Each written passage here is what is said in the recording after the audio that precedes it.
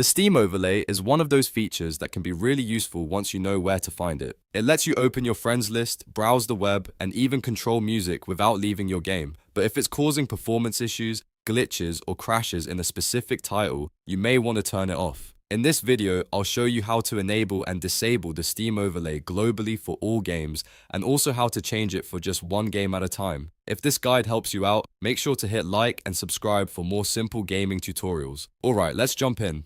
First, let's cover the global setting, which affects every game in your Steam library. Open Steam and click Steam in the top left corner, then select Settings. This opens the main Steam settings menu. From the sidebar on the left, click In-Game. Here you'll see the option that says Enable the Steam overlay while in-game. If you want the overlay turned on for all games, switch this toggle to On. It should turn blue when enabled. If you want to completely disable the overlay for every game, switch it to Off and it will turn grey.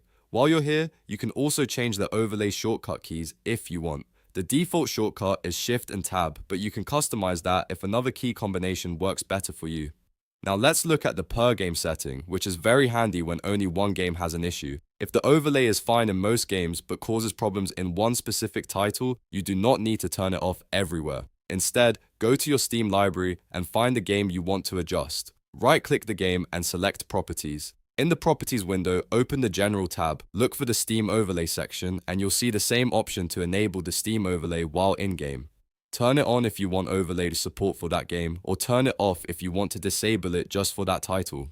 This per game option is important because it overrides the global setting you chose earlier, so even if the overlay is enabled for all games, you can still disable it for one problem game. And if the global overlay is off, you can still choose to enable it for a specific game if needed. That makes Steam's overlay settings flexible and easy to manage. Once you've made your changes, just close the settings window and launch your game to test it. If you enabled the overlay, press Shift and Tab in-game to bring it up. If you disabled it, that shortcut should no longer open the overlay. That's all there is to it. You now know how to enable and disable the Steam overlay, both globally and for individual games. If this tutorial was helpful, please give it a like, subscribe for more Steam tips, and leave a comment if you want help with another gaming setting.